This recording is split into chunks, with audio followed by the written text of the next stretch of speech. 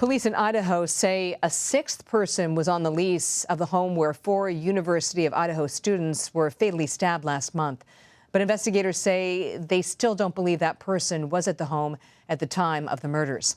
The victims have been identified as Kaylee Gonsalves, Madison Mogan, Ethan Chapin, and Zana Karanodal. A celebration of life was held on Friday.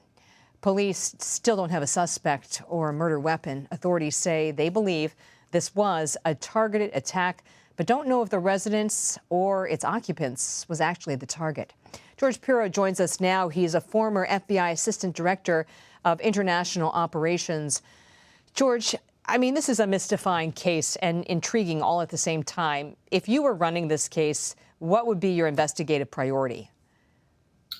Good evening, Catherine. In this particular case, the priority should be, and I'm sure are for the law enforcement components, is the completion of the forensic analysis of all of the evidence that was collected at the crime scene, and then actioning that information, followed closely by a really comprehensive analysis of all of the information or data. So, for example, social media, telephone, financial, things like that. And then when you start overlaying all that information, it's a really good way to start to identify new investigative leads. Let's take that a step further. I mean, to a layperson like myself, I mean, I've covered law enforcement for 3 decades, but this looks like a very complex crime scene because you have so many victims.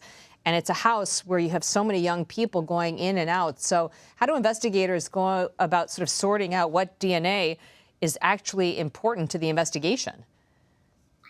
Well, so the investigators are going to collect everything within the crime scene and inside the residence. And in this particular case, good crime scene work is going to be really critical for solving the case.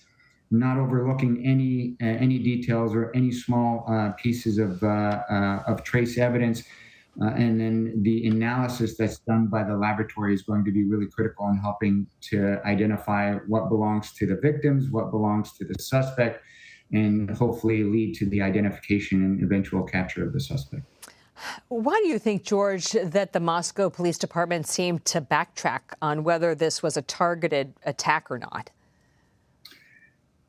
Well, I think it's really, for us, difficult to say whether it was targeted or not without having all of the information. Only the law enforcement investigators are going to know. So, for example, things that will determine whether it was really targeted or not are, how did the suspect gain entry into the residence? I've heard reports where there were no signs of forced entry. So, but without really knowing for sure, it's going to be very hard to make that determination. How did the suspect come and flee to the scene is another key factor among many others that the law enforcement investigators have, and their knowledge is going to determine whether it's targeted or not. Otherwise, we're just kind of guessing.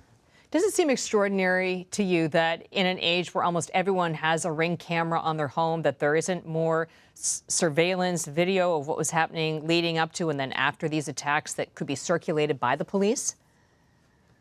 Well, there's sometimes value of circulating the information, but then there's also a value of withholding that information as the investigators are trying to piece information together. I'm not familiar with that town or city, so it's unclear how common Ring cameras are in some of the smaller communities. So there may not be that widespread use, and as a result, there isn't going to be that that benefit for law enforcement investigators. Everyone knows that there's a great importance to the first 48 hours in any investigation and getting those initial leads. In your experience, is this attack shaping up rather to be a cold case?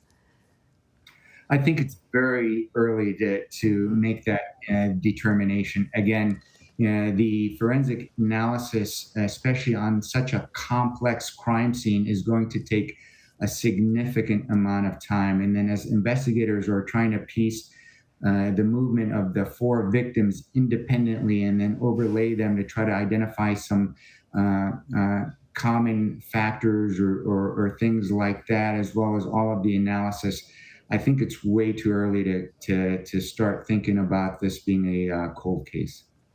George Piro, thanks. Thank you.